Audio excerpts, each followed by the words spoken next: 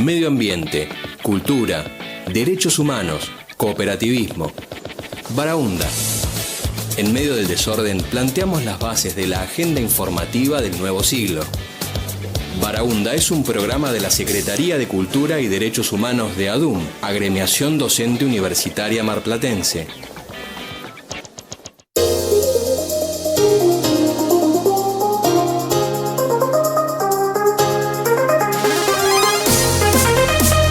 Buenas tardes, aire. Estoy buscando mi cámara. Allí está, muy bien, la encontré. Perfecto. Buenas tardes a quienes se suman aquí a Baraunda, esta realización de ADUM, puntualmente de la Secretaría de Cultura y Derechos Humanos. ¿Estaba saliendo antes o le hablé? Ah, bien, perfecto. Me estoy escuchando mejor entonces. Sí, te estás escuchando bien. Bien. ¿Cómo le va, Adrián Giudice? ¿Cómo le va, Marcos Magnaterra? Muy bien, muy bien. Nos falta una parte del staff importante porque es la persona que hace las preguntas más hilarantes, que todos los invitados e invitadas que vienen dicen eso. Ah, sí. Que hace las preguntas más... incomodidad. Ahora le tenemos que decir a Eugenia. ¿Viste? Sí. Eugenia, tiranos las preguntas para que nosotros podamos cumplir ese rol. Bueno, algunas cuestiones de salud, pero se va a reincorporar la semana que viene. Sí. En breve va a estar Eugenia aquí con nosotros. Bueno, ¿alguna novedad en el mundo ADUM que nos quieras compartir? Seguimos en la campaña de los 2.000 afiliados. Están saliendo distintas placas de promoción de la campaña, así que solamente tenés que ir al gremio, mandar un mail o pedirle a algún afiliado que te facilite una ficha y llenarla. Y la llevas a cualquiera de las sedes de la agremiación o la mandás por mail también. Perfecto. Con eso es suficiente para agremiarse a ADUM. ¿Qué beneficios tiene? Vendámoslo. Tenés el beneficio de que haya un sindicato fuerte que te represente gremialmente ante las autoridades de la universidad, a nivel nacional en la mesa de la Confederación Nacional de Educadores Universitarios, CONADU, y también, bueno, ser parte del gremio te permite acceder a las actividades. También hay una campaña de promoción, de mejorar el salario, de alguna manera con descuentos en algunos comercios, además de la utilización del salón, además de poder tener cuando sos mamá, papá, una mochila, un kit dentro de una mochila. Un kit escolar. Un kit de nacimiento. Claro, en realidad sería de nacimiento. De nacimiento. Bueno. Y otras. Me acuerdo de Luthier, muchos premios. Pero no, en realidad es la posibilidad de poder apostar y seguir aportando al gremio, que entre otras tantas cosas hemos logrado acá a nivel local el convenio colectivo de trabajo a nivel nacional, y acá a nivel local el programa de aumento de categoría, que facilita después de muchos años a docentes que siendo ayudantes puedan ser jefes de trabajos prácticos, y aquellos que han sido durante muchos años, se han formado con maestrías, doctorados, pasar de ser jefe de trabajos prácticos a ser adjunto. Eso a la corta es un beneficio no solamente por las tareas que son distintas, sino también por el salario, el ingreso mensual. Bien, perfecto. Bueno, dicho eso, no sé si tenemos en conexión ya a nuestro primer invitado. Vamos a ver la producción que hice. Está ingresando. La primera nota la vamos a tener por Zoom y será referida al mundo del ambiente. Así es.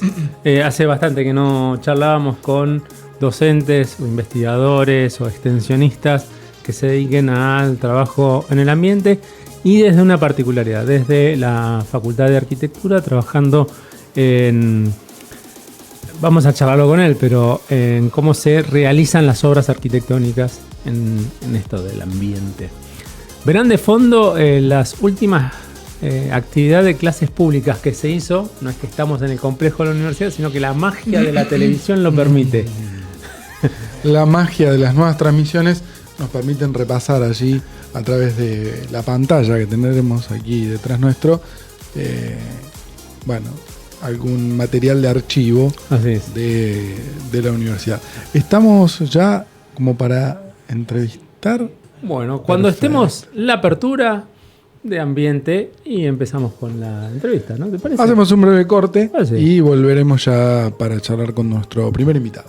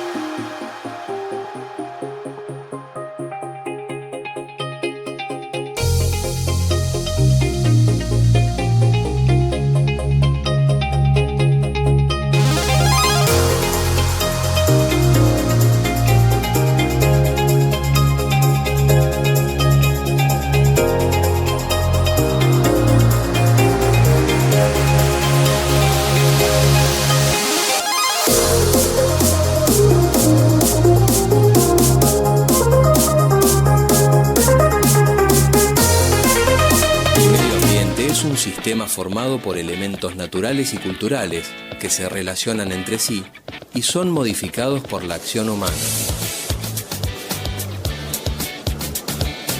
En Baraúnda compartimos actividades sustentables que ayudan a reducir el cambio climático.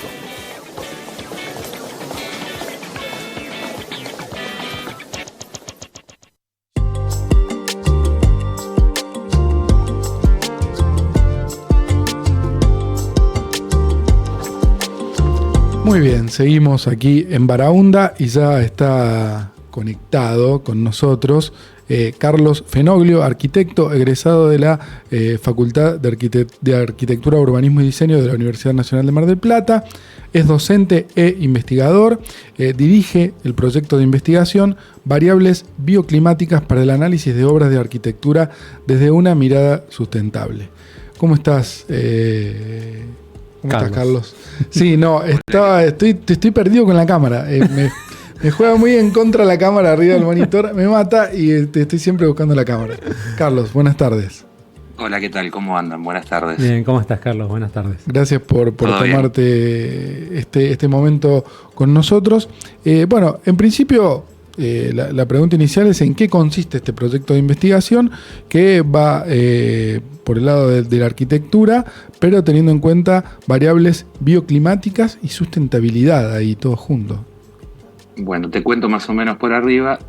En general, nosotros lo que detectamos, tanto en el nivel formativo como profesional, el tema del análisis de obras de arquitectura preexistentes. Uh-huh. Análisis que también te sirve para diseñar el día de mañana. A partir de eso hay varios criterios de análisis, hay varias normas preestablecidas para nosotros los profesionales, como por ejemplo las normas IRAM, y nosotros en esta instancia del proyecto, el proyecto arranca con otro proyecto similar, pero más ambicioso, es detectar el estudio o el análisis de la obra preexistente, lo que tiene que ver con el bioclimatismo, digamos, la pérdida de calor, el tema de las ventilaciones cruzadas, el tema de la habitabilidad de la vivienda para que sea confort para el habitante. Entonces, un poco lo que queremos hacer es generar un instrumento que va creciendo en complejidad según el año formativo, de primero a sexto año, y que le sirva también, como decía, al profesional el día de mañana cuando tenga que hacer una remodelación. Ajá. No sé si más o menos ayuda a entender un poco de qué se trata el proyecto. Es más complejo, pero trato de resumirlo en esos términos para que se entienda, ¿no? Bien, ¿y quiénes forman parte actualmente de este proyecto? Bueno, el proyecto es varios arquitectos de distintas áreas de formación dentro de la facultad. y con más o menos profesión. En realidad lo encabezo yo como director, que soy del área tecnológica. El codirector es el arquitecto Daniel Caré, del área de diseño y también tecnológica, el arquitecto Leonel Pérez, del área de diseño, y el arquitecto Federico Moderetti, del área de diseño. El enfoque que le queremos dar es tecnológico más que de diseño, pero que están íntimamente relacionados. Esto implica que las estructuras que ustedes están analizando puedan ser adaptadas tecnológicamente a los nuevos materiales para la construcción. Seguramente. Es más, cada material para nosotros tiene ciertos datos que le denominamos a veces como el ADN, llámese peso específico o la pérdida de calor por metro cuadrado, cualquiera de ellos, ¿está bien? Y esto nos sirve para después poder trabajar, primero para entenderlos, y después, cuando estás conformando una nueva obra de arquitectura, ver de qué manera le da respuesta a esa solicitación, que son las propiedades térmicas, que están en relación a la pérdida de calor, al confort térmico e hidrotérmico. Yo estoy pensando automáticamente en los cambios climáticos que hay en Mar del Plata habitualmente, y digo, eso debe tener una complejidad extra, digo, que el lugar donde se establezca la obra arquitectónica, que el lugar, la ciudad, la localidad tenga muchos cambios, sumado al viento, a la humedad, le debe cargar una complejidad, ¿no? Por eso es la razón, justamente la primera variable de análisis es el contexto donde está conformada la obra de arquitectura.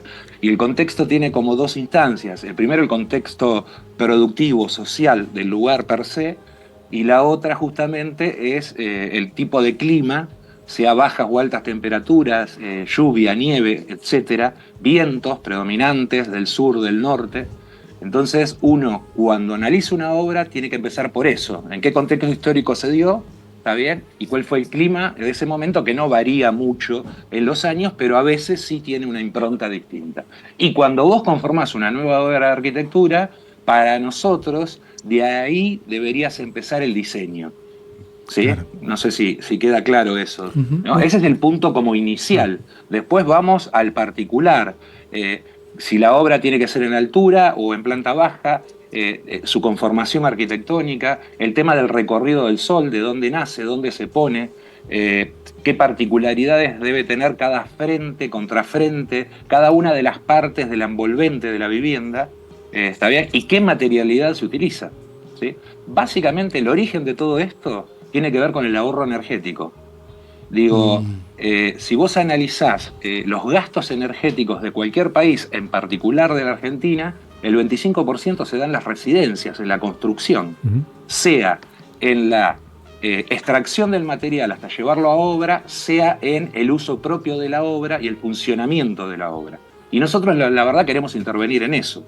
Digo, dar nuestro granito de arena desde la arquitectura para aportar, reducir ese gasto energético. No creo que nos pasa en los domicilios particulares, que te das cuenta de un domicilio a otro, cómo se conserva o no el calor dependiendo, bueno, de distintas variables, ¿no? Pero uno se da cuenta en determinadas casas que vos visitás, decís, acá hace siempre frío, o en otros lugares donde tenés que estar siempre de manga corta porque hay un calor tremendo. Se nota eso de una vivienda. Sí, y vos sabés que justo relacionando lo que venía pensando, ni bien vos empezabas a relatar lo que realizan en el proyecto, las construcciones tradicionales de Mar del Plata, fines del siglo XIX, y aquellas que se dan en los primeros 30 años del siglo XX, las características de la construcción estaban pensadas para un clima o un ambiente como el de Mar del Plata, o fueron las que se importaron en función de otras localidades, de lo que se venía haciendo en otros lugares. Muy buena pregunta. Mira, nosotros damos una teórica que se llama principios bioclimáticos, ¿no? y contamos en un principio de la teórica, primero cómo eran las obras de arquitectura cuando estaban en relación con el clima.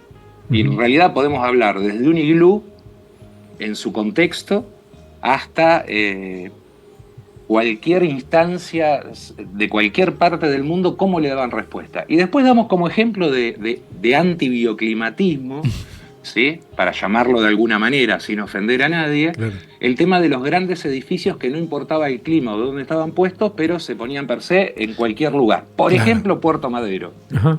Aplicaban la misma receta para distintos lugares. Exactamente, y esto tiene que ver un poco con lo que decís vos, ¿no? Cómo también influyó en Mar del Plata por el tema de los grandes edificios, sin importar que están cerca de la costa, con lo que eso implica, sin importar si están en el medio o fuera, en otra llanura, en otro lugar, ¿está bien? Lo implantan directamente al edificio. Entonces me parece que nosotros esto también nos tiene que servir para empezar a tomar conciencia. Yo decía que en pleno proceso de pandemia la gente se dio cuenta que los balcones de 90 centímetros no sirven para nada, ¿no? Que deberían ser un poco más amplios, que las viviendas, teniendo en cuenta la pandemia, tenían que tener mejor circulación de aire, ¿sí? En realidad eso siempre nos dimos cuenta. El problema es que no se hace por una cuestión, si querés, comercial, ¿sí?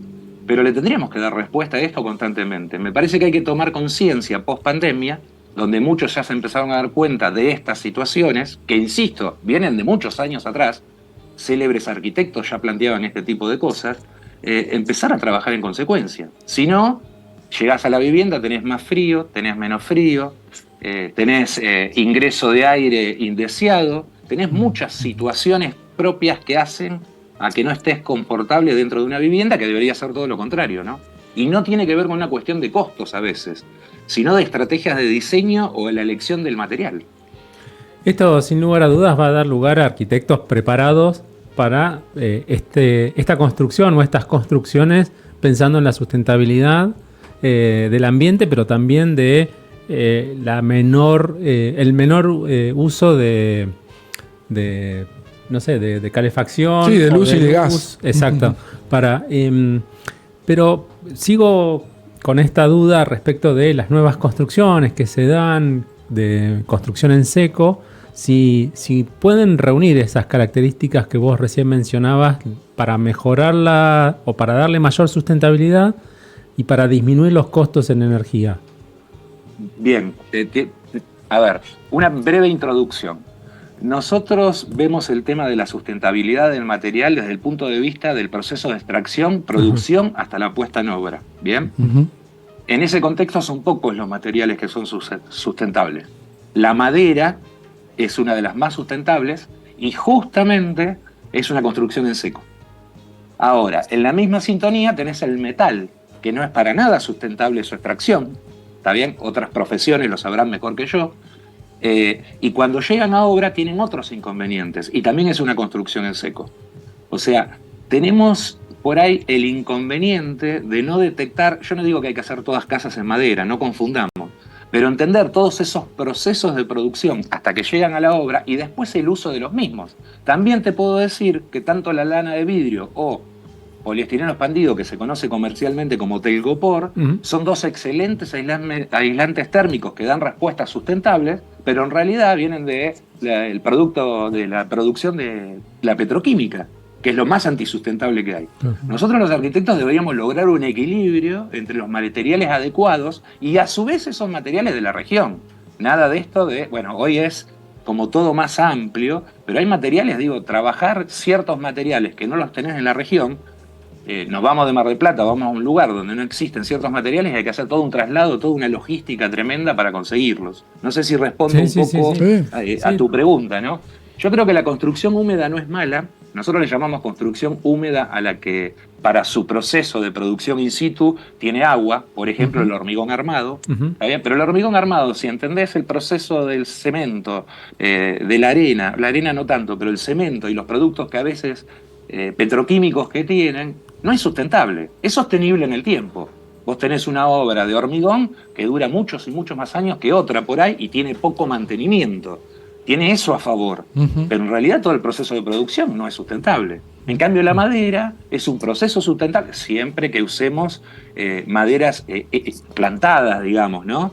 No vamos a usar productos de la madera de árboles, que tienen muchos años y que tardan muchos años en crecer. Esa es otra lógica. Lamentablemente la Argentina tiene políticas al respecto, pero como que se queda en el tiempo comparados con otros países, ¿no? con respecto a ese tema particular. Respecto al proyecto de investigación, ¿reciben subsidio por parte del Estado? Mira, la verdad nosotros el proyecto no. Primero, te voy a ser sincero, lo hacemos porque nos gusta.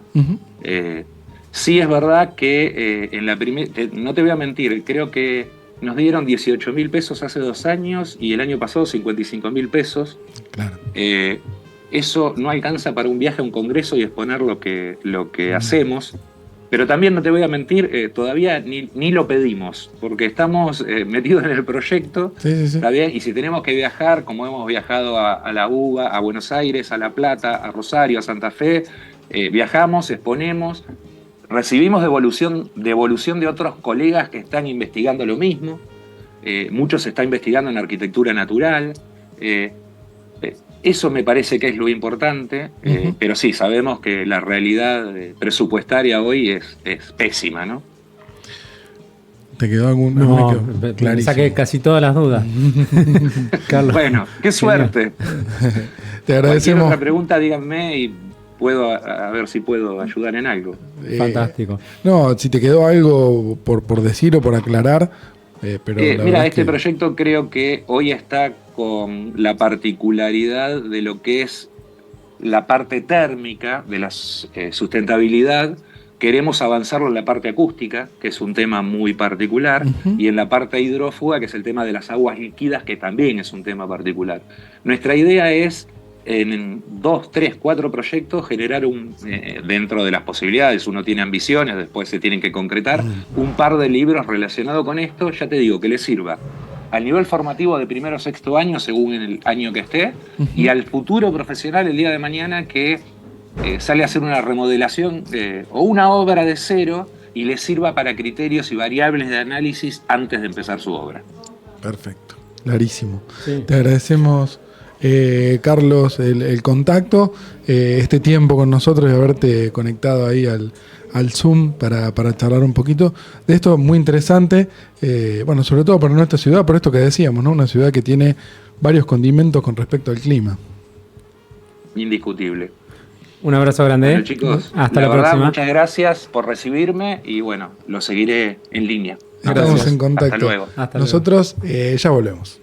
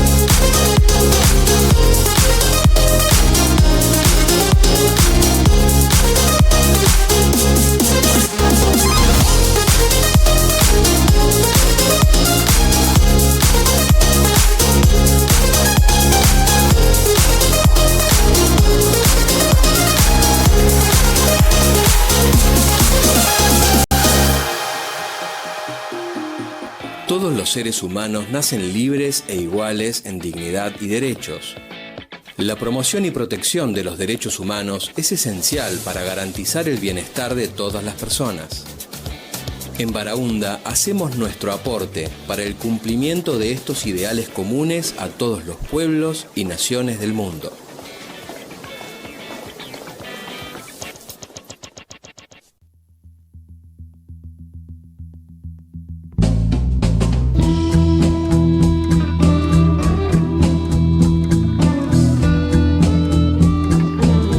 A ver si quedamos bien. Sí, quedamos bien, porque nos movimos. Claro, sí. Y cuando nos movemos, la producción hay que saludar a los chicos que están acá atrás. Claro, exactamente. Bueno, seguimos aquí en Baraúnda, momento de Derechos Humanos. Nos visitan Susana Baker y Valentina Pereira. Susana es licenciada en Psicología y docente, y Valentina es estudiante de Psicología. Buenas tardes, ¿cómo les va? Buenas tardes, ¿qué tal? Gracias por la invitación. Muchas gracias por haber participado o por animarse en principio. Sí, es animarse. Es animarse. La palabra. Sí. Bueno, desde 2015, Susana es directora del proyecto de extensión de la Facultad de Ciencias de la Salud y Trabajo Social de la Universidad Nacional de Mar del Plata. En realidad, debo decir que no soy la directora. Bien. La directora es la licenciada en terapia ocupacional Gabriela Guerra. Muy bien. Perfecto. Ella desde el 2019 es directora. Del proyecto de extensión Sujetadas por el Arte.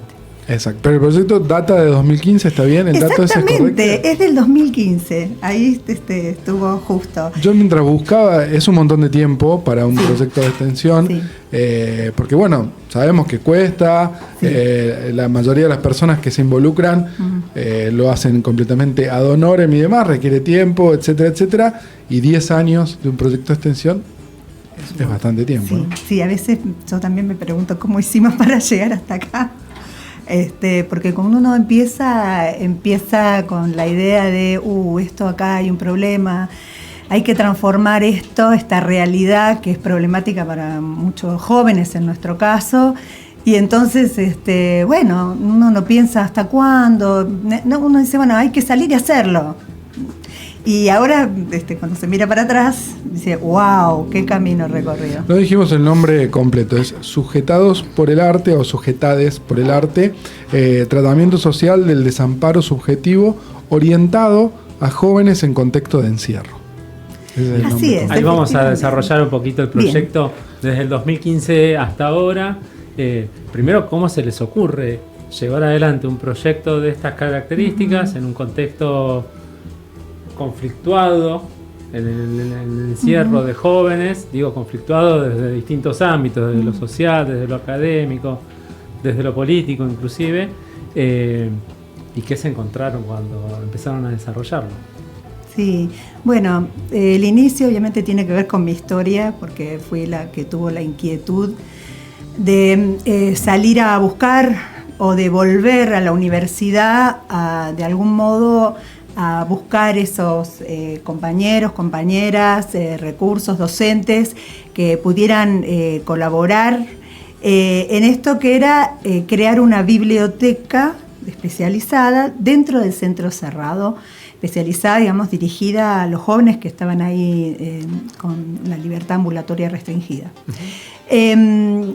En el 2014 yo hice ahí mis prácticas de especialización en infancia e instituciones, porque yo además de psicóloga, ni bien me recibí, hice la especialización, un posgrado de la Facultad de Psicología. Gracias a una compañera que estaba en el equipo técnico del Centro Cerrado, pude hacer mis prácticas allí, porque yo soy docente, pero soy docente de nivel inicial. Jubilada, o sea que 25 años trabajé en nivel inicial en barrios periféricos de la ciudad de Mar del Plata. Mientras paralelamente estudiaba la carrera de psicología. Cuando me recibo, la inquietud siempre fueron las infancias, las niñeces. Con las adolescencias nunca había trabajado. Cuando llego al Centro Cerrado a hacer mis prácticas, claro, yo venía del ámbito de educación y cuando llego fue un sacudón. Creo que todos los que van, o las personas que van por primera vez, reciben algún tipo de sacudón, o sea, uno no puede quedar indiferente.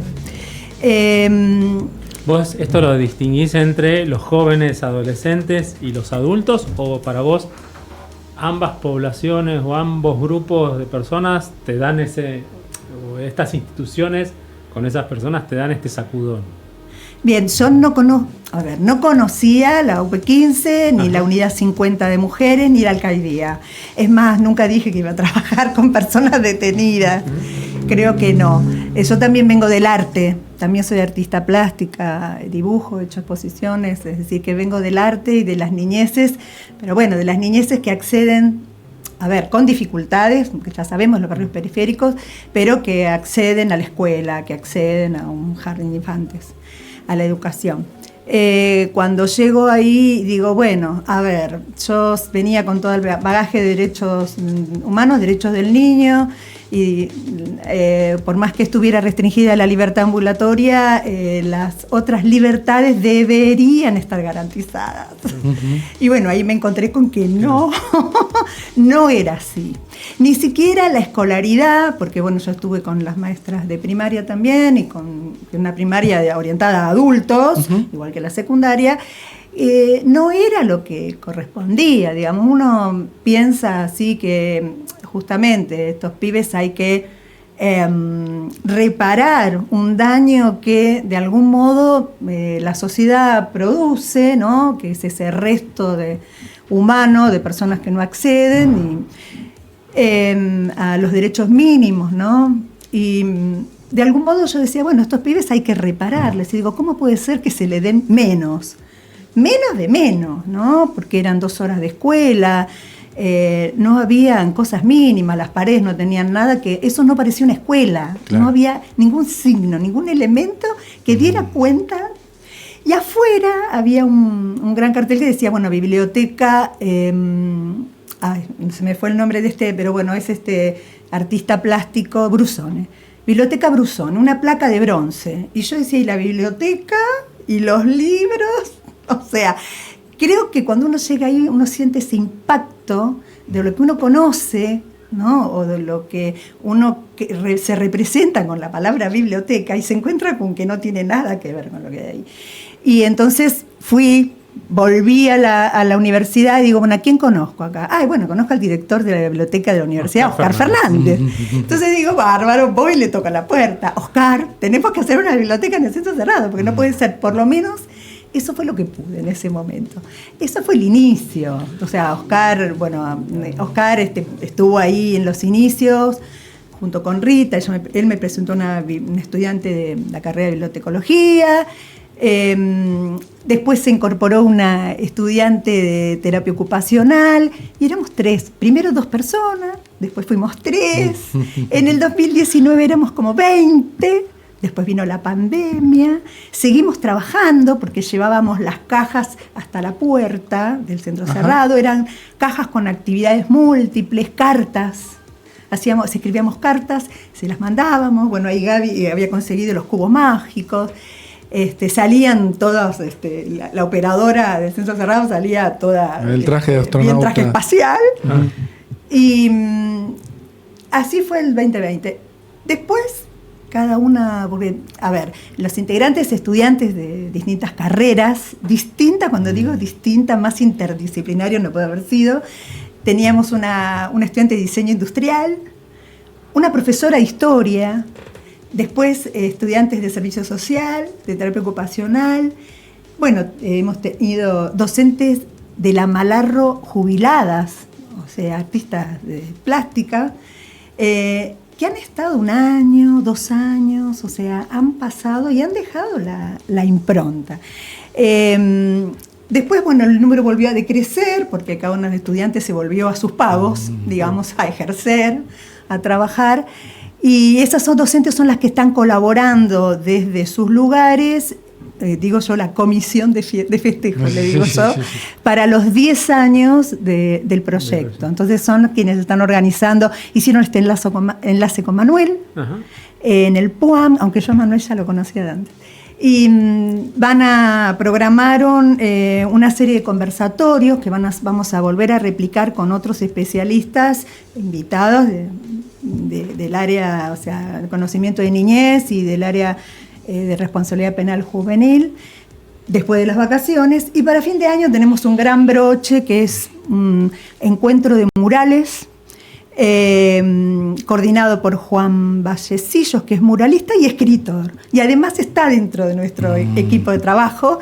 Mira qué interesante, y Juan. Para eso articulamos con el Consejo Local de Niñez, fuimos el otro día a la reunión mensual, y ahí encontramos, porque bueno, buscábamos pibes y pibas de la afuera para que pudieran replicar el mural que vamos a hacer adentro con los pibes. Sería el tercer mural ya que estamos haciendo. Y entonces dijimos, bueno, queremos hacer esa conexión de un poco atravesar los muros, las voces de los pibes, las inquietudes de los pibes también puedan trascender los muros y que, bueno, que el afuera también se entere que hay pibes y pibas que tienen sueños ahí adentro. En tu caso, Valentina, que estudias psicología, ¿desde cuándo estás integrando el proyecto de extensión y cómo te sumaste? ¿Cómo encontraste el proyecto? Bien. Bueno, nosotros en la Facultad de Psicología tenemos prácticas que son obligatorias. Se dividen en dos, PCC1, PCC2. Las PCC1 son más de nada de conceptualización y de sensibilización en el territorio, y ya las PCC2 son intervención. ¿Eso en qué año de la carrera estamos? Se puede hacer en cualquier año. Sí tenés que tener algunas correlativas, pero en realidad es opcional, uno lo hace cuando puede, cuando quiere, cuando encuentra el tiempo. Yo ya había hecho estas dos PCC, por lo general siempre me fui más para el lado comunitario, es como la parte que siempre me llamó más la atención, y cuando vi que el equipo de prácticas sociocomunitarias lanzó esto, que era un programa de traer extensión desde otras facultades. Están, bueno, las chicas con Sujetades por el Arte, que era de trabajo social, y terapista ocupacional, y después las demás eran de TUCA, Tecnicatura Audiovisual. Bueno, y nada, venían a presentar sus proyectos. La temática era que esto que venía diciendo Susi, que sea interdisciplinario, integral, en la comunidad, todo era en el centro cerrado. Ellas vinieron a la facultad a presentar el trabajo. Era por un tiempo, ¿no? Era como un mes más o menos. Y bueno, a mí me llamó mucho la atención. Nunca había estado antes en el centro cerrado, pero sí me interesaba trabajar con jóvenes, con adolescencias, que ya anteriormente lo había hecho en las otras prácticas. Y bueno, me metí el año pasado. Estuvimos un tiempo, fueron 3 encuentros. También me pasó lo mismo que decía Susi, no se puede entrar a ese lugar y salir ileso. Por la historia de uno, por lo que uno ve, por lo que se supone que tenemos en materia de derechos y después en la realidad no se cumple. ¿Ese fue tu mayor descubrimiento en la unidad? ¿O en el proyecto? Y sí, se podría decir que sí. Siempre estás como encontrando cosas nuevas, la verdad. Más allá de que hace como un año más o menos que estoy yo, y estamos las chicas también que viene en representación de todas, pero somos varias. Somos 5, ¿no? Estudiantes de psicología, si no me falla la memoria. Sí, somos 5 estudiantes de psicología. Que estamos participando del proyecto, aparte de Juan, que es muralista, una profe de teatro, Gaby, y Susi. Pienso en el año 2015, si bien las redes sociales ya funcionaban de cierta manera, supongo que ahora en 2025, que parece que todo pasa por la tecnología y demás, ¿notaron algún cambio en esos jóvenes del 2015? Yo pienso en las redes sociales, tal vez nada que ver, pero digo, ¿qué cambios notas de esa juventud del 2015 a los que están visitando ahora?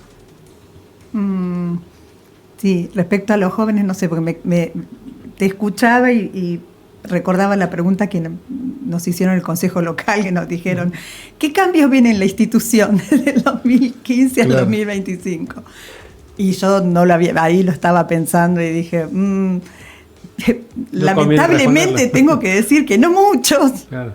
no sé.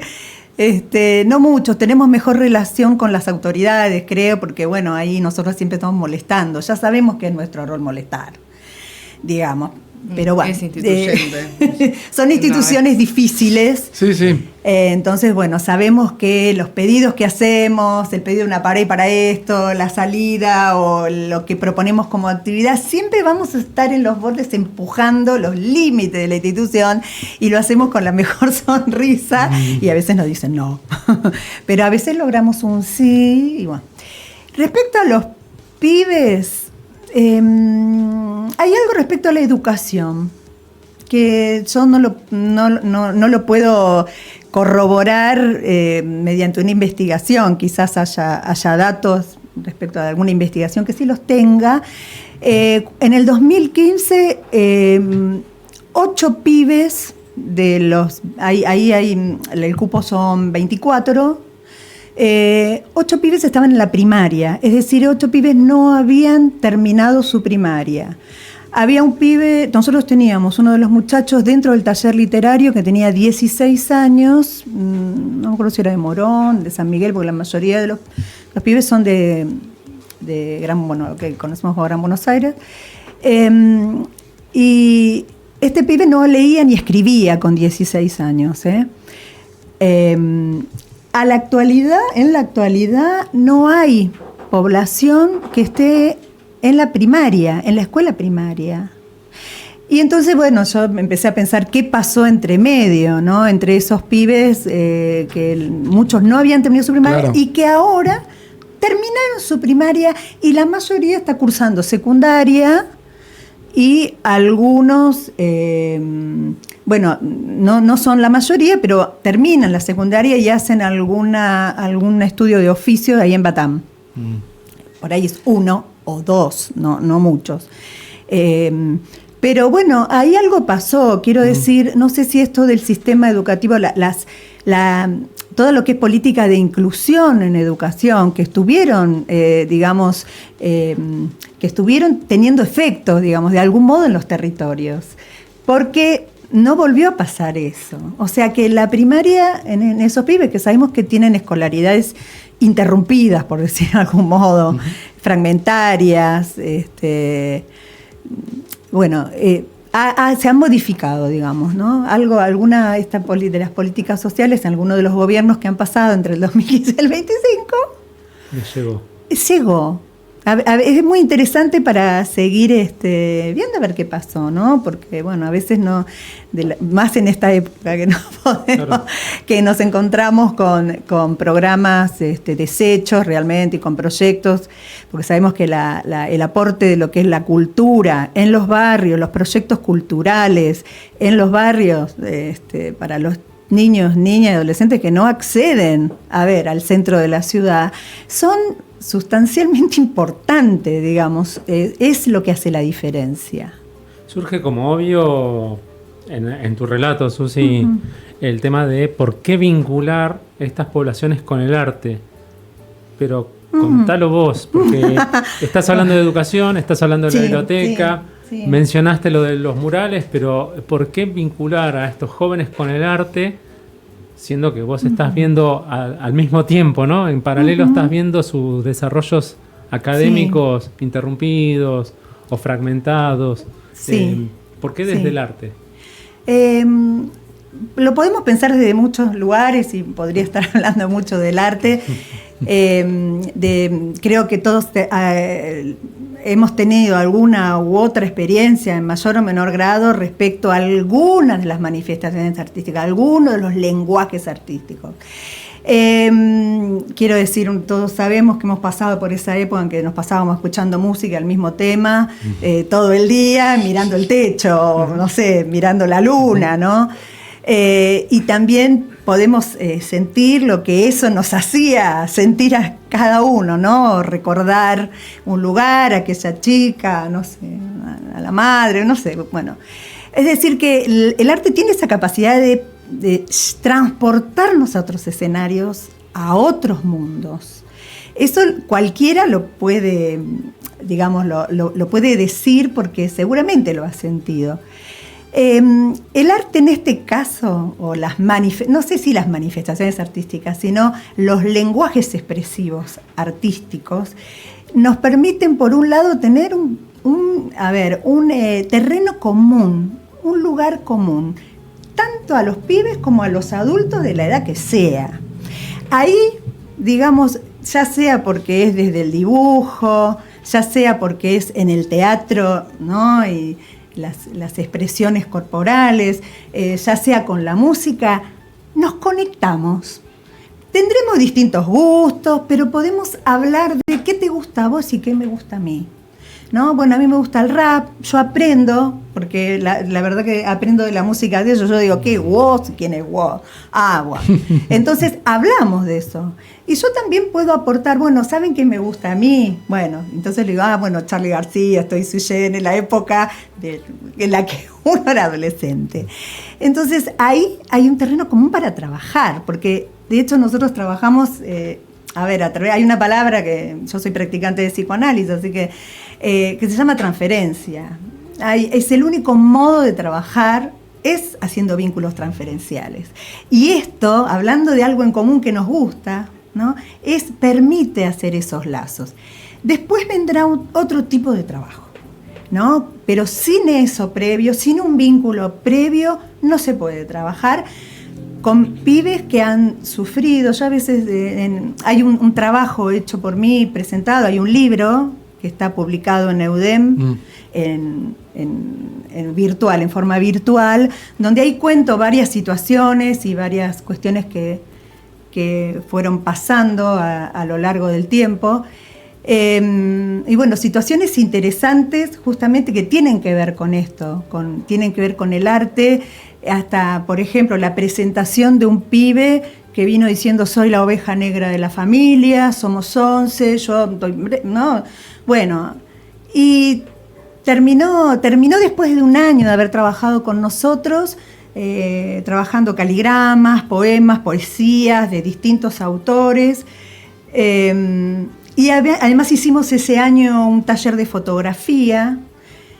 Terminó presentándose en una expo que hizo la profe de cerámica de gastronomía, donde hacen las exposiciones a las ferias, creo que es en Udgra.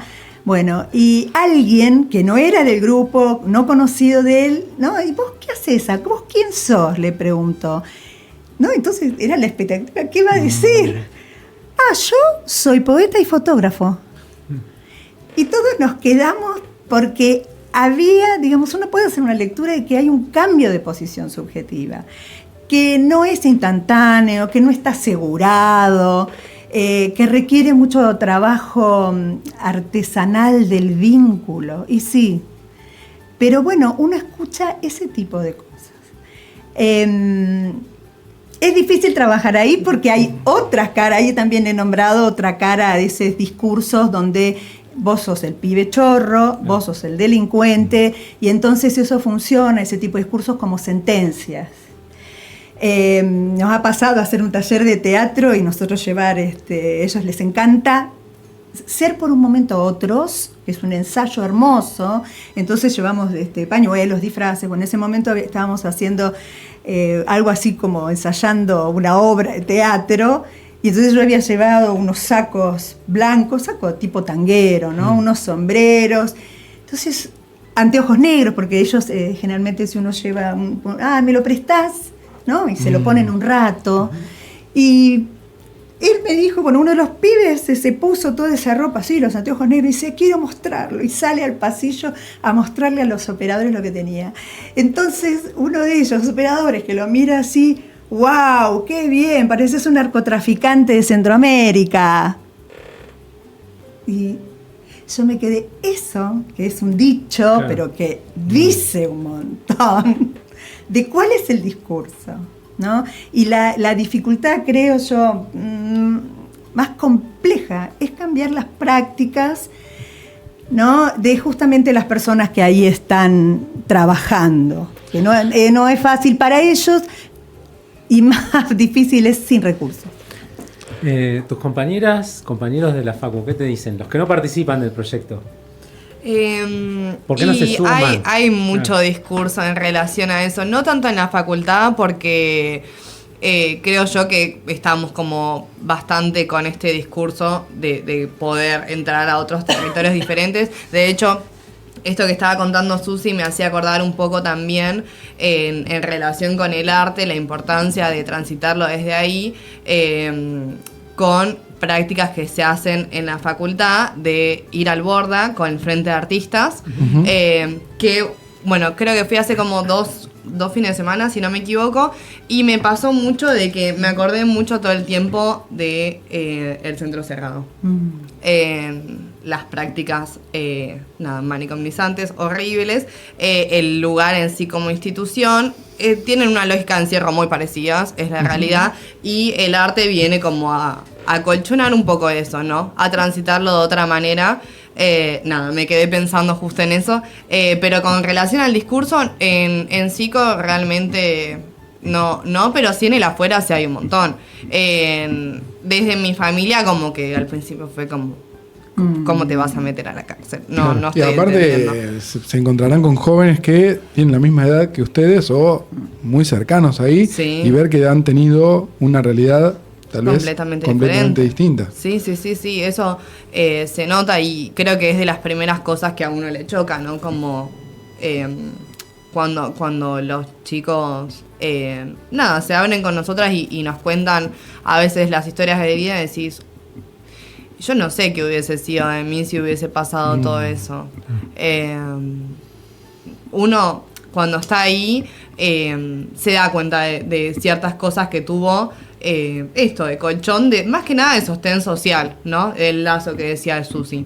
El punto de partida es diferente. Claro, totalmente. Y bueno, es lo que tratamos de hacer nosotras, mediante el arte, lo hemos hablado un montón de veces con los chicos, que los juegos, la poesía que hacemos nosotras ahí es un medio pero la realidad es que estamos ahí para encontrarnos entre todos, ese es el fin, y construir algo nuevo en base a eso. Muy bien. Son esos programas que nos podemos quedar un rato más. Pero bueno, tenemos otras personas invitadas que seguramente, si no llegaron, porque no escuché la puerta, ¿no? Deben estar esperando las redes. Exacto. Sí, claro. ¿Cómo los ven?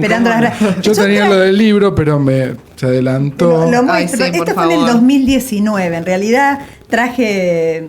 A esa cámara. ¿A cuál? Acá. Ahí estamos. Ahí, muy bien. Esta es una antología que hicimos con los pibes en el 2019. Estuvimos escribiendo, dibujando.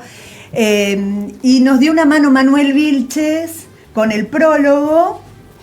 Ellos lo miran mucho, lo leen, porque son las palabras, se los apropian, porque son palabras de otros pibes, pero que están tan cercanas a su experiencia, que es otra función de la literatura, ¿no? Poner palabras a eso indecible, que no sabemos cómo, y decimos, eso es lo que yo siento, ¿no? Bueno, y acá no sé si, yo lo traje como para compartir alguna, no sé si hay tiempo para eso. Sí. Bien. Y lo que me gustó a mí, que acá en el prólogo le tuve que poner cinta porque los pibes ya lo van y lo leen. No quedó solamente lo que eligieron de título, porque la tinta habla es crear a través de las rejas.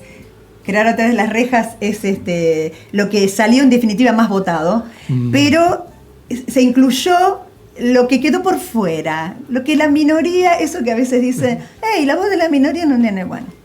Y les leo el prólogo. Dice, somos los pibes del Instituto Cerrado de Batán y participamos de Sujetadas por el Arte. Escribimos, dibujamos, hicimos máscaras, jugamos, hicimos escenas, actuamos, miramos películas, nos divertimos en grupo, jugamos, leímos, hicimos manchas con tinta china.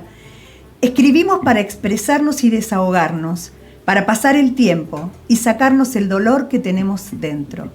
Escribimos para matar el aburrimiento, para transmitir algo, para ordenar nuestras ideas, para mostrar otra realidad diferente, para despejarnos y recordar viejos momentos.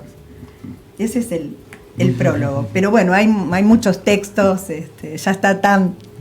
En el 2018 hicimos uno, este es 2019, y el año pasado y el otro año hicimos mural. Y eso nos ocupó, fue un mural hermoso que está en el Zoom. tapamos. Lo pueden ver en las redes. Sí, la pueden ver en las redes. Estamos viendo las redes, Cristian. Vos sabés que me parece que el mayor temor, hablábamos de los temores cuando se sumaban al programa. Creo que el mayor temor de ir a la unidad penal, estar con estos jóvenes, es el proceso, ¿no? Pasar de un joven que se autopercibe porque la comunidad lo puso en ese lugar de chorro, de, no sé, delincuente, de insalvable, a un lugar de todo es posible a partir del arte o a través de la educación o a través del vínculo. Vos hablabas mucho del vínculo. Sí. Me parece que ese proceso, creo que la sociedad tiene más miedo a ese proceso de pasar de la estigmatización no digo al romanticismo, pero sí a la posibilidad de, a través de la educación o del arte, transformar la realidad de esos pibes, que es más fácil quedarse es más fácil lugar, bajar la edad de imputabilidad y bueno, la punibilidad también, porque lo punís más temprano y con todas las, digo, yo porque vengo preocupada este año porque digo, otra vez lo mismo, es así, otra vez lo mismo, vuelven con el mismo tenor. Y realmente no es la solución, o sea, no es la solución bajar la edad, porque ese lugar es un lugar extremo, de extremo sufrimiento para ellos. O sea, padecen la soledad, la desvinculación de sus afectos, horas de nada, como muchas veces dicen, no tengo actividad, no tengo nada que hacer, o sea, no es el mejor de los lugares. Y tampoco, como dicen falazmente, no hay que bajar a 14 para garantizarles que tengan un sistema, como un proceso penal con garantía. Claro. ¿Cómo? Tenés que meterlos en la cárcel para que tenga garantía, pero a garantizarle todos los derechos antes, ¿no? Pero bueno, es como una salida, uno dice, ¿no? De tipo facilista y que bueno, lleva votos, pero es por desconocimiento de cómo podemos colaborar en esta situación y cómo un pibe puede transformar su vida en ser un joven como otros jóvenes, digamos, ¿no? Eso es lo más complejo. Primero, gracias por pasar por Barahunda, por este espacio de la Secretaría de Cultura y Derechos Humanos de ADUM. Segundo, por seguir con las ganas que siguen, como hace 10 años, o hace 9, o hace 8, ¿no? Para quienes se fueron sumando a lo largo del tiempo. La verdad que es muy lindo lo que hacen. Siempre muchas apostamos por más. Creo que nunca... ¿no? Tenemos a veces cachetazos, ¿no? Pero siempre decimos, bueno, esto pasa, hay que seguir apostando por más. Y con Gaby hacemos un equipo así, tiramos bastante, ¿no? Yo soy de idea, hay que hacer esto, hay que hacer... ¿Y por qué no hacemos? Nos dijeron no esto, hagamos aquello otro, pero van a tener que decir sí. Se reformula para encajar. Exactamente, yo creo, bueno, tuve una profesora ahí en el posgrado de Infancia e Instituciones, que la vamos a invitar como conferencista cuando hagamos los conversatorios, que ella siempre decía, bueno, nosotros creamos en la adversidad. O sea, no piensen, de vez en cuando va a venir una adversidad. Creamos en la adversidad. Y eso es una mirada totalmente diferente para trabajar. Muchas gracias. Bueno, gracias Susana, Valentina. Gracias a ustedes. Esperemos que haya una próxima vez. Sí. Esperemos, sí. Hay mucho material. Sí. A mí tienen que decir, bueno, basta, Susana. Nosotros ya volvemos, enseguida.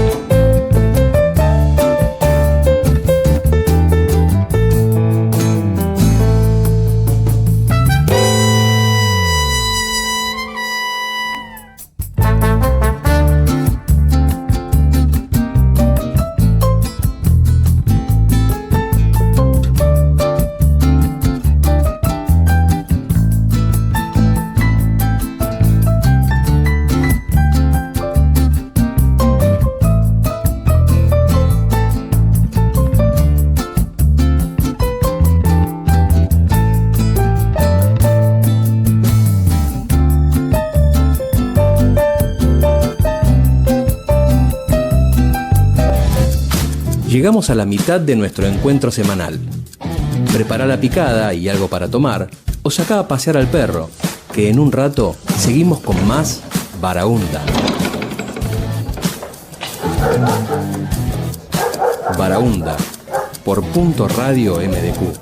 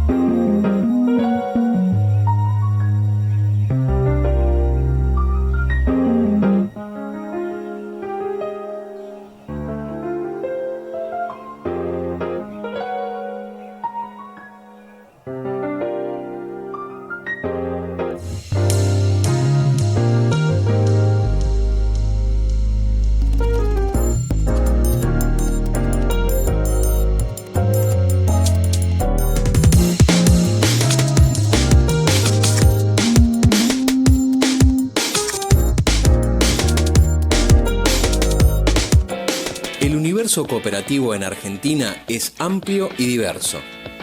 Productores de vino y de yerba mate, compañías de seguro y hasta bandas de rock son cooperativas. La economía social tiene peso propio.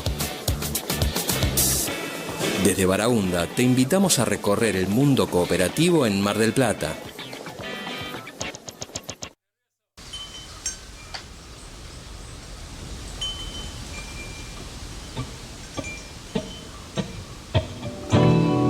Bien, seguimos momentos de cooperativismo en el aire de Punto MDQ, que no lo hemos nombrado hoy. Saludamos a nuestro operador Cristian Abarna, porque después me olvido y quedamos mal. Con la gente que nos recibe aquí en los estudios, con toda esta estética muy linda que han creado, porque la verdad es que él ha creado Punto MDQ, para que nuestro programa sea más bonito, digámoslo.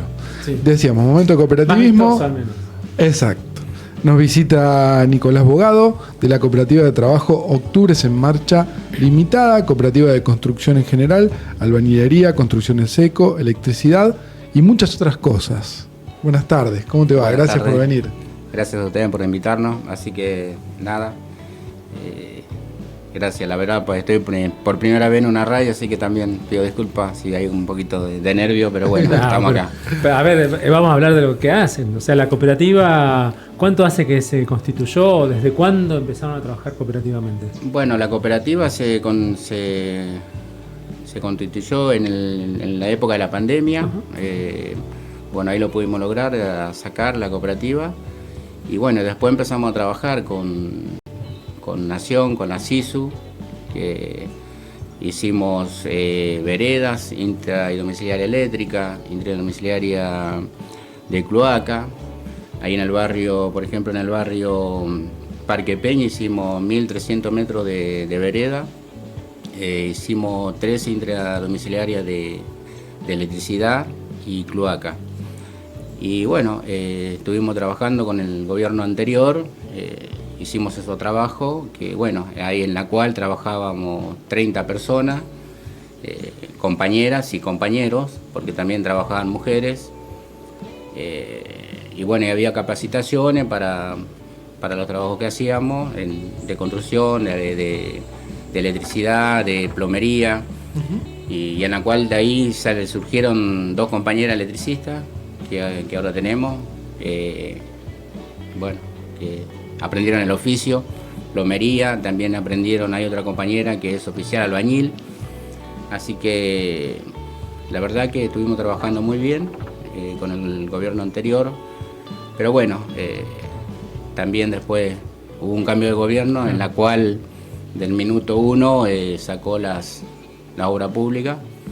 Así que... Y en el minuto 1 y medio empezó a decir lo mal que trabajaba la SISU.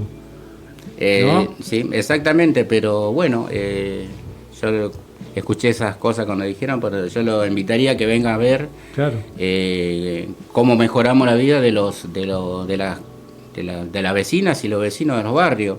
Porque también nosotros al principio pensamos, bueno, por primera vez teníamos una cooperativa y dijimos, bueno, ¿será que va a servir? ¿Será que podemos hacer? ¿Será que podemos trabajar? Muchos compañeros, compañeras sin experiencia.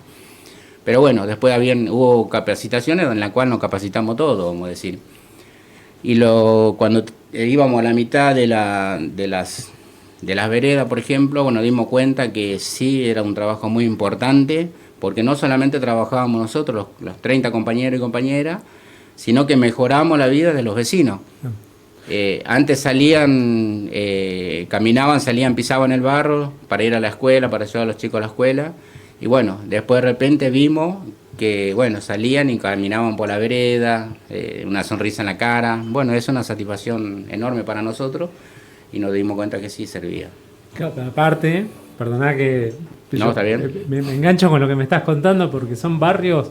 o son vecinos que no esperaban nunca, ni con el gobierno anterior, ni con el anterior, que dependen del municipio y el municipio no mira para esos barrios, para poder tener, como vos decís, una vereda, un asfalto o un cordón cuneta y que en algún momento llegue la vereda, llegue el asfalto. Sí. Me parece que eso es como el triple impacto que tiene el haber podido arrancar desde cero con la cooperativa. O sea, por un lado, la constitución de una cooperativa. En segundo lugar, sí, que personas que no tenían empleo lo tuvieran y aprendieran. Sí. Y en tercer lugar, esto que estás mencionando, la posibilidad de que los vecinos se puedan apropiar de un espacio que antes no lo podían disfrutar.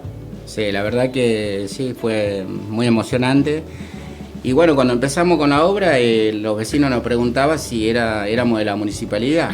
Claro, bueno, lo lógico. Claro, lo lógico, porque años que estaban ahí, jamás lo único que llegaban a hacer era una granza, cada 6 meses, nos contaban los vecinos después.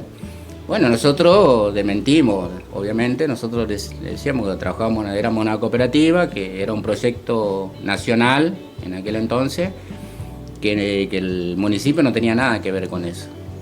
Pero bueno, el municipio igual fue después a querer sacarse la foto, a querer engañar a la gente, vamos a decir, a querer llevarse el trabajo que ellos no lo hacen. Vamos a decir. ¿En qué barrios de la ciudad trabajaron o estuvieron haciendo estas obras? Nosotros estuvimos en Parque Peña, hicimos 1.300 metros de vereda y como te comenté ya, 13 casas le hicimos luces, intradomiciliaria eléctrica y también cloaca.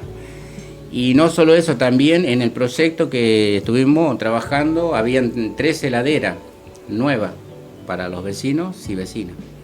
Así que nada, la verdad que fue un orgullo poder mejorar la vida a los vecinos. Déjame volver un cachito para atrás. ¿Por qué se constituyeron como cooperativa y no decidieron hacer otro tipo de empresa? Y bueno, nosotros siempre pensamos de que, bueno, en realidad en trabajo registrado no podíamos conseguir, esa es la realidad, antes y menos ahora. Pero bueno, en aquel tiempo tampoco podíamos conseguir trabajo. Y se creó la cooperativa pensando en los compañeros y compañeras que tenían ganas de trabajar. Bueno, queríamos armar un proyecto, lo armamos la cooperativa, con el tiempo lo pudimos hacer. Y bueno, y donde pensamos que podíamos trabajar muchas personas. O sea, pensamos, si seguía el gobierno popular, nuestra idea era meter más gente a trabajar, más compañeras, más compañeros. Queríamos llegar a las 60 personas para poder trabajar. Fue por eso que, bueno, pensamos en la cooperativa. Y hoy, con el Estado, con estas características que vos decías, que por un lado cierra la obra pública, por el otro lado demoniza a quienes hacían las obras públicas, en tercer lugar demoniza a las cooperativas y a sus asociados. Hoy la cooperativa está viva, o sea, la cooperativa sigue trabajando y le sigue dando trabajo a sus asociados. ¿Cómo lograron o cómo logran hacerlo día a día? Bueno, nosotros estuvimos un año parados desde que nos sacaron la obra pública, que nosotros trabajamos en eso. Después, bueno, trabajamos con el Sahón, es del puerto, así que bueno, trabajamos socialmente y políticamente con ellos, y bueno, salió un trabajo y gracias a eso podemos sostener a la cooperativa, un trabajo como privado, vamos a decir. Salió para hacer unas obras social, o sea, las infraestructuras de obras sociales, 7 poner habitaciones, vamos a decir. Y bueno, estamos trabajando ahí y hace 9 meses estamos trabajando con ellos y ahí pudimos sostener la cooperativa. Pero hay compañeros, o sea, hay organizaciones sociales que perdieron la cooperativa directamente, que no la pudieron sostener. Nosotros, gracias a, ya te digo, al Sahón, a los compañeros ahí del sindicato de Obrero Naval, especialmente quiero darle un saludo a Ítalo también de paso, que es el secretario adjunto, que a través de él lo conseguimos el trabajo. Así que ahí pudimos sostener, porque nos estábamos volviendo locos, la verdad no sabíamos cómo sostener, porque teníamos que pagar una deuda, que esto, que aquello. Bueno, y ahora pasa también, estamos trabajando, pues la podemos sostener, pero también el ARCA, que te saca un tanto por ciento muy elevado, también.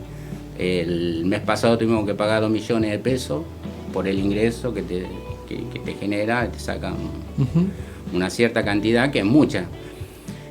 Yo creo que el gobierno, lo que nacional está buscando es borrar a las cooperativas, eliminar a las cooperativas para poder, porque todo lo que dice se está tirando más por los empresarios, lo tengo que decir, que quieren borrar las cooperativas, que no sabemos trabajar, que somos, como todos lo saben, unos negros de mierda, nos tratan así, planeros, pero no, yo quiero decirle que sí, sabemos trabajar, nos sabemos desempeñar en los trabajos que hacemos, bueno, eso.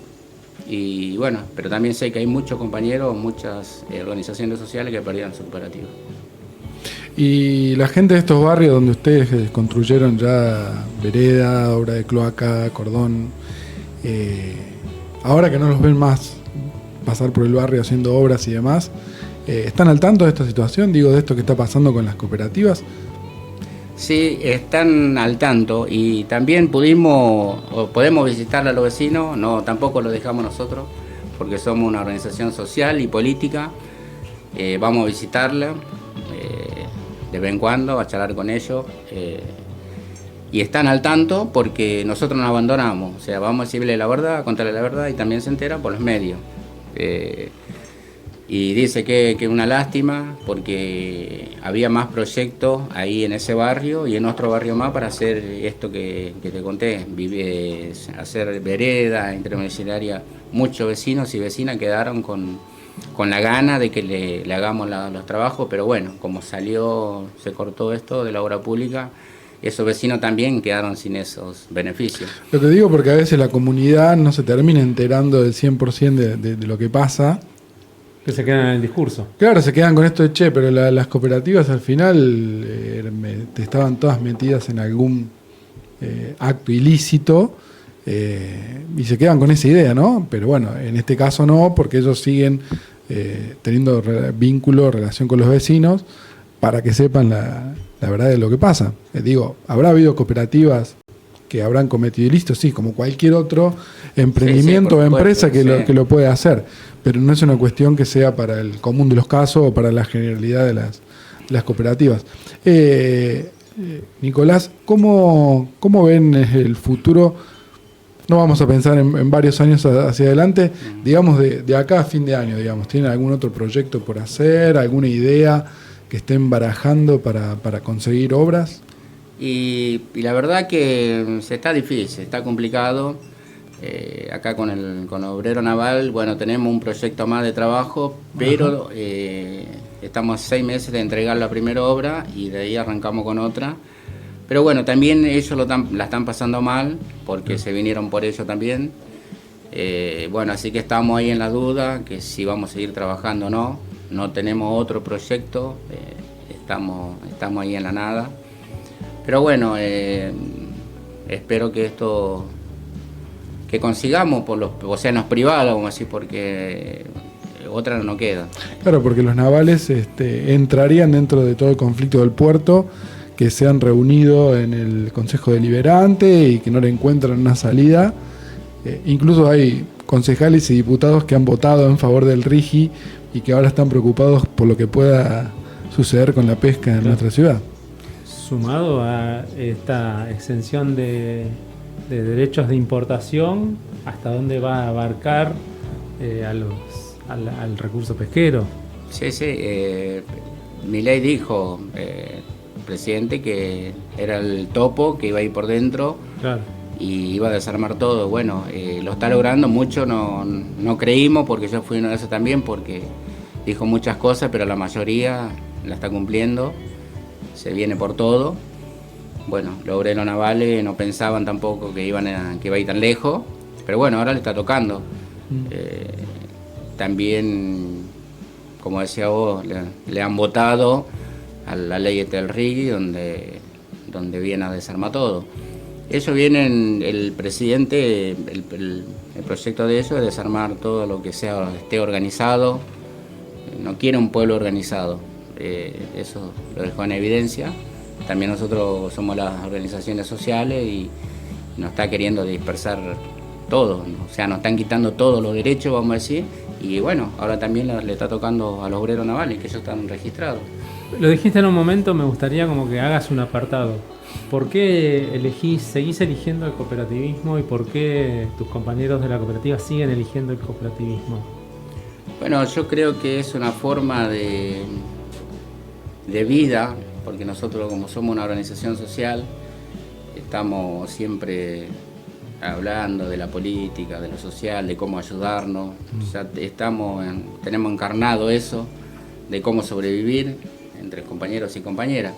Y creo que es el camino, porque la cooperativa, si hay trabajo, podemos trabajar muchos vecinos y vecinas, compañeros, compañeras, como nosotros decimos. Pueden vivir muchas personas pueden vivir del trabajo del cooperativismo. Y bueno, por eso nosotros apuntamos a la cooperativa. Seguimos en el camino correcto, me parece. Estamos en la vereda. Digamos que si se pasa este tiempo, ya es una buena señal de que la cooperativa está fuerte, está bien constituida, porque, como dijo recién Nicolás, hay muchas que han quedado en el camino ya. Sí. Y bueno, las que han logrado sobrevivir quiere decir que tienen bases sólidas. ¿Algo que te haya quedado por decir, por contarnos? Bueno, también quería contar que, bueno, en ese lazo, el año pasado estuvimos trabajando con provincia, con UPISU, también estuvimos trabajando con el gobierno provincial.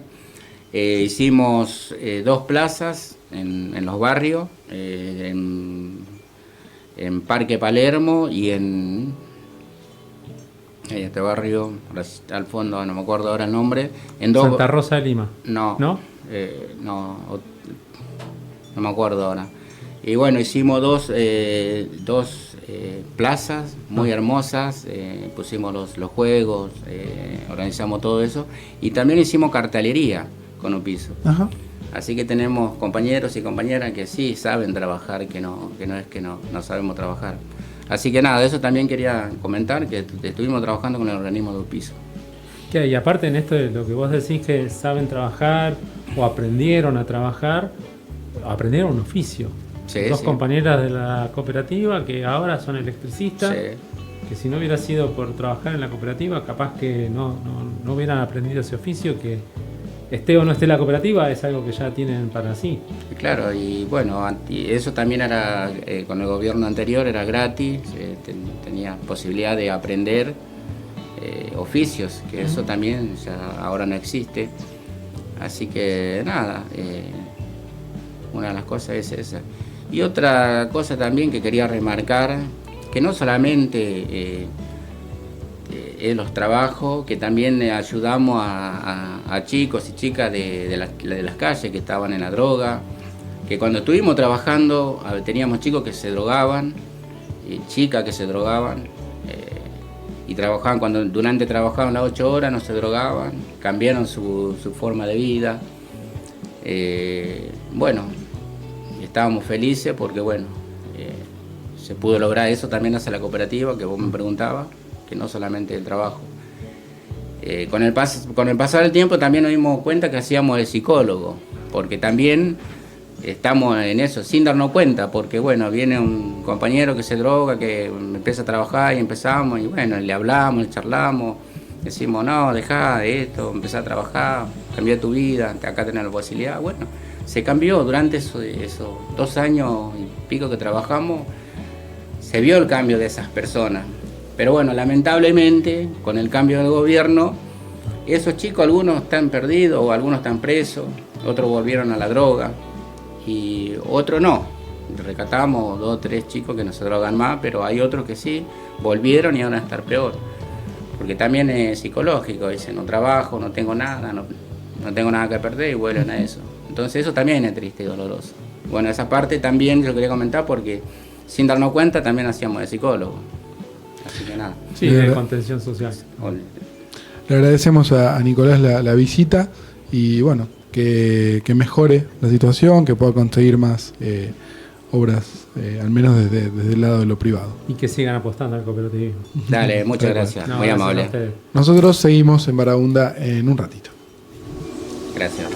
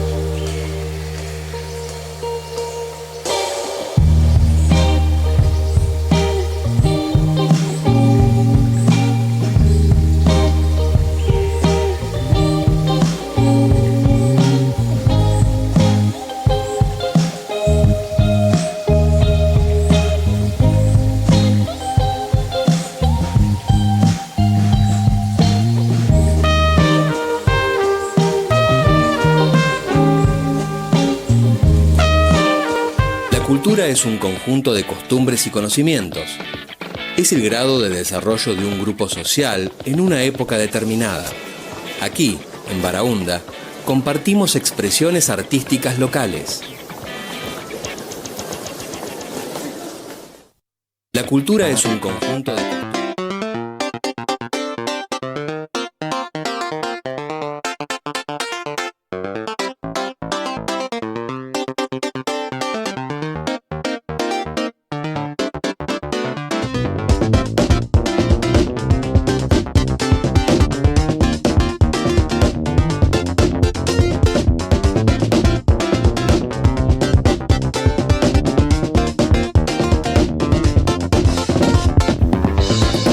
Muy bien, último bloque aquí en Baraúnda, momento cultural, ¿sí?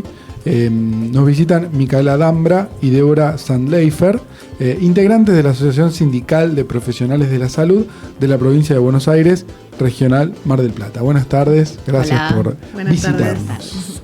Gracias por visitarnos, por acompañarnos, por generar agenda también, ¿no? Algo de las cosas que estábamos charlando en la previa de la entrevista está relacionado con Radar, ¿no? La intersectorial o intergremial que se armó en Buenos Aires y que importaron en realidad ustedes como grandes responsables de que esto suceda. ¿Cómo se les ocurre? Cuenten un poquito de qué se trata, más allá de que nosotros lo hayamos dicho en los primeros programas de este año, pero contado por otro gremio creo que tienen más rebote. Sí, a nosotros se nos ocurrió, bueno, a fin del año pasado en una reunión que teníamos de SICOP con otros temas en realidad, y en esto de poder pensar al sindicalismo y a pensarnos colectivamente en distintas áreas, ¿no? Y que el trabajo colectivo no es solo gremial y no es solo de reclamos, sino también de construcción de propuestas, de construcción de sensibilidades, ¿no? De construcción de sueños. Bueno, se nos ocurrió que el área cultural era una pata que todavía nosotros no teníamos muy desarrollado, siendo que por ahí muchos de nosotros sí nos interesaba, digamos, ¿no? Y pensando también que, nada, el acceso a la cultura, el derecho a la cultura, también es una herramienta y es una trinchera en que los sindicatos también es importante que nos podamos meter. Y bueno, nosotros vimos con buenos ojos o en realidad tomamos la iniciativa de otros gremios, ¿no? De CABA, que hace muchos años formaron Radar Intersindical de Cultura y que venía funcionando ya con iniciativas, con poder potenciar distintas actividades, distintas posibilidades, y dijimos, ¿por qué no?, en Mar del Plata. Y fue bastante rápido porque el 5 de enero se nos ocurrió decir, bueno, en enero hay mucha movida cultural en Mar del Plata, no solo para nuestros compañeros, sino también para un montón de otros trabajadores que vienen a veranear también a Mar del Plata. ¿Por qué no que sea un escenario, digamos, de poder también federalizar, entre comillas, un poco, digamos, esto del intersindical cultural y que salga un poquito de CABA, ¿no? Y la verdad que nosotros tuvimos la propuesta, pero rápidamente, un montón de otros gremios muy rápidamente también abrazaron la idea, y la verdad que fue bastante sencillo el poder juntarnos, ¿no? Y poder pensar, activarlo, así que bueno, contentos, ya en enero ya empezamos a andar, ¿no? Funcionar, sí, un poco...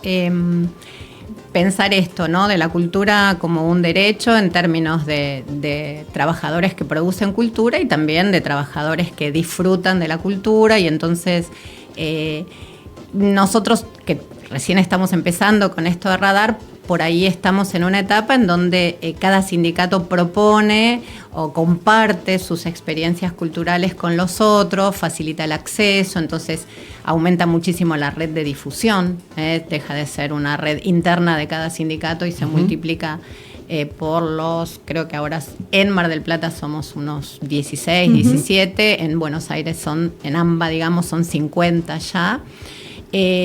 Con la peculiaridad, un poco lo que decía Mica, de que Mar del Plata es el lugar de recepción de trabajadores de todo el país, que también tienen pertenencia sindical, y entonces el hecho de que parte de esa oferta vacacional incluya esto que resumimos como el producto cultural de los trabajadores para los trabajadores, también sea un plus a nuestra peculiaridad de ser receptivos de tanta gente en el verano, sobre todo, en vacaciones de invierno también, ¿no?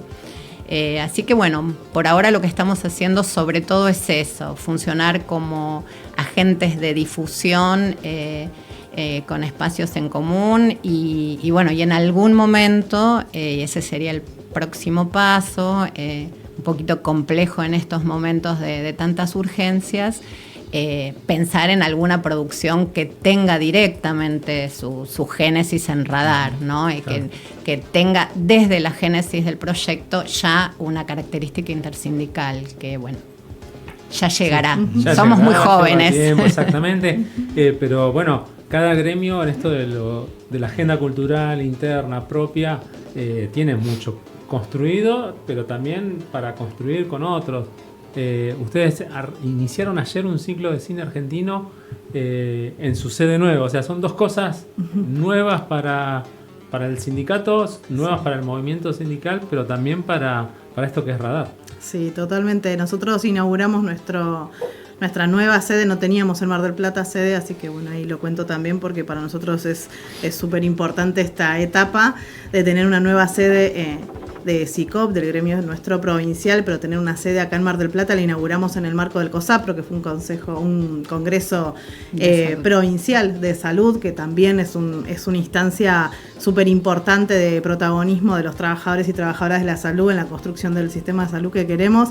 En ese marco inauguramos nuestra sede, que aparte de inaugurar nuestra sede fue una inauguración bastante teñida de mucha potencia política, teñida de unidad, digamos, de distintas corrientes con las que confluimos, digamos, ¿no?, en el trabajo y en la lucha, y también de mucha alegría. Y nosotros la verdad que somos una seccional que también en general, antes lo hacíamos en otras sedes, ahora lo vamos a hacer en la nuestra, pero en general tenemos como esa beta, digamos, de tratar de generar, digamos, instancias de alegría, digamos, también, y de compartir y de encuentros, porque bueno, estamos viviendo una situación bastante angustiante, ¿no?, para la mayoría de los trabajadores y trabajadoras, no solo por nuestra situación particular como trabajadores, por nuestros derechos que están amenazados, sino por la situación en general que estamos viviendo. Nosotros, trabajadores de la salud, atendemos personas en situaciones bastante vulnerables, por lo tanto, nosotros poder generar como gremio también situaciones de encuentro, de alegría, digamos, y de fortalecernos para también fortalecer la lucha, pero fortalecernos, digamos, como comunidad en esos lazos es importante. Bueno, nuestra sede en abril la inauguramos así, con mucha alegría. Con una gran fiesta, con el acompañamiento de muchísimos gremios también. Así que, bueno, nada, en eso muy, muy contentos. Y ayer inauguramos este ciclo de cine que, bueno, fue una actividad súper hermosa también para todos los que participamos. No sé, ahí Débora, si querés. Les cuento un poquito, sí, si quieren. Sí, por favor. La idea de la actividad es trabajar proyectando películas de cine argentino contemporáneo con temáticas específicas que atraviesen el tema del trabajo y específicamente el tema de la salud. A veces se juntan los dos temas en una misma película, otras veces no. Pero la peculiaridad que ofrecemos, bueno, esto está coordinado, curado por Amparo Aguilar, que es directora de cine, es realizadora y es docente además de la universidad. Y el plus que ayer apareció como muy valioso y fue la devolución es que al final de la proyección hay preguntas y respuestas con el director o la directora de la película. O sea, tenemos acceso de manera sincrónica a charlar con la persona que realizó la película. La experiencia de ayer fue hermosa. Ayer vimos Planta Permanente de Ezequiel Radusky, que toma el tema laboral. Y bueno, y al finalizar la charla por Zoom nos enteramos de cómo fue el proceso. Hubo mucho intercambio en la cuestión de las distintas situaciones políticas que fue atravesando la filmación de la película y cómo eso fue adecuando, cambiando los contenidos o ajustando el guión, de la realidad de lo que les pasa en este momento a los realizadores argentinos en términos de cómo llevar a cabo, o por ejemplo para muchos enterarse que la mayoría de los directores en la Argentina trabajan de otra cosa, ¿no? Él es un empleado público, por ejemplo. Así que fue muy, muy interesante. Bueno, la idea es hacerlo por ahora una vez por mes, un domingo a partir de las 7, de las 19 horas, entonces vemos la peli y después se hace la charla, siempre terminando con alguna cuestión gastronómica mientras se hace la conversación. Y dentro de las películas, si quieren después les mandamos el programa antes de cada una para confirmar, pero dentro de las películas los próximos temas tienen que ver sobre todo con salud. Vamos a ver Por tu culpa, que es una película sobre cuidados y atención pediátrica. Vamos a ver Alemania, que tiene que ver con salud mental. ¿Qué más? Simón de la Montaña, que tiene que ver con discapacidad. ¿Quiénes y cómo pueden acceder a estos ciclos? Bien, son ciclos abiertos. Bueno, contá vos si querés esa parte. Sí, en realidad, si bien lo organizamos desde el gremio y es en la sede nuestra, son abiertos, así que en realidad cualquier persona puede acercarse y disfrutar de la peli y de compartir, ¿no? con el director o la directora después, que realmente fue hermoso, sobre todo también para quienes quizás es una posibilidad desde otro ángulo de acercarse a esta posibilidad de gente que en general no lo hacía, digamos, que por ahí gente que nunca ha ido a un festival de cine o que nunca tuvo la oportunidad de poder charlar con un director. Ayer por lo menos nos pasó eso y fue bastante enriquecedor.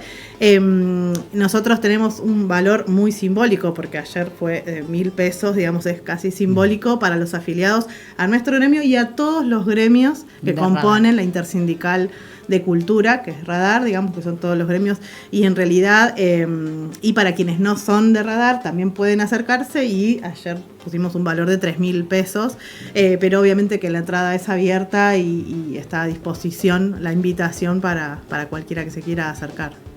Muy buen plan. Yo quería agregar, si se puede, sí, que dentro de los objetivos de este ciclo, por lo menos, bueno, es una mirada que compartimos. Mar del Plata es muy peculiar en su relación con el cine porque tiene el festival, y el festival es algo único, y no hay tantos marplatenses que disfruten del festival. Entonces también esto que se repite en el festival, del acceso a intercambiar con los protagonistas o con los directores o con los productores de cada película, es nuestra intención que funcione un poquito como escuela de espectadores también, y que estimule a las personas que asistan a nuestro ciclo a querer más de esto, y ese más es el festival. Entonces, por ahí el objetivo es que previo al festival hagamos alguna especie de cronograma o de recorrida o de orientación en donde podamos pensar algunas cosas e incluso por ahí ir grupalmente a ver y a discutir ya dentro del festival, que es algo que no está incorporado a la vida del trabajador marplatense, y es de un valor así maravilloso, ¿no? Sí, tal cual. Salvo los que están vinculados al mundo de lo audiovisual. Exacto. O de las artes, que por ahí sí hacen maratones de películas en el Festival de Cine.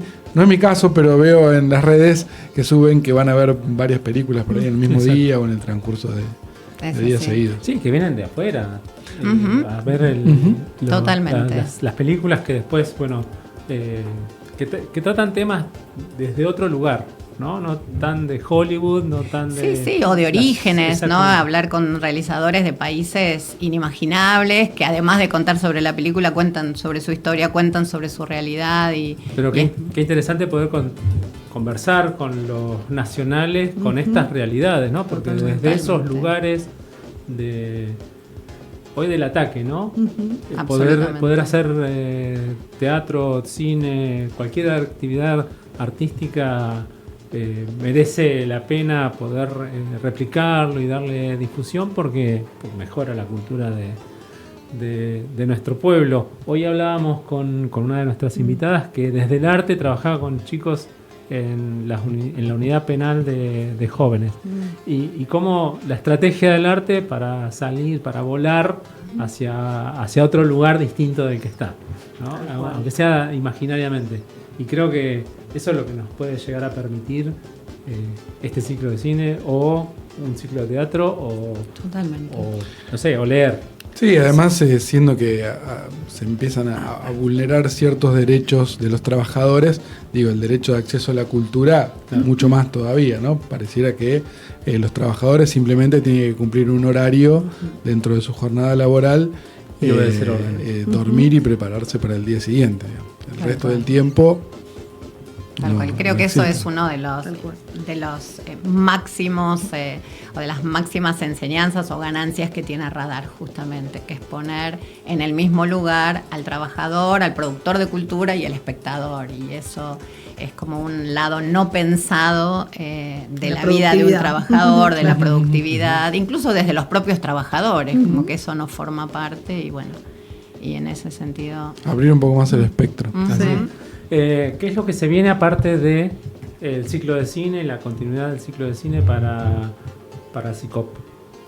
Bueno, estamos en un momento de apertura de propuestas. Sinceramente, como acabamos de abrir y de tener una sede propia, estamos sinceramente en ese periodo que por suerte varios afiliados y afiliadas se van como apropiando del espacio y de la posibilidad de proponer, así que estamos en eso, digamos, no solamente desde lo cultural, sino otras propuestas que tienen que ver con un espacio para poder meditar, con yoga, distintas necesidades y propuestas que van surgiendo de los compañeros y estamos en ese armado. Nosotros, ahora hace poquito, el 11 de mayo, también fuimos a la Feria Internacional del Libro.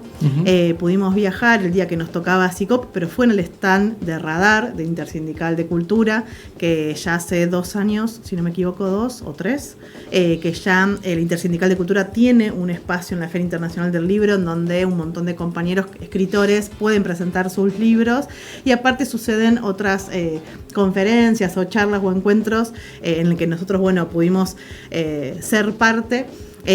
Varios de los que fuimos a hablar, a exponer, era la primera vez, compañeros, ¿no?, de trabajo, afiliados, trabajadores, era la primera vez que iban a una Feria Internacional del Libro.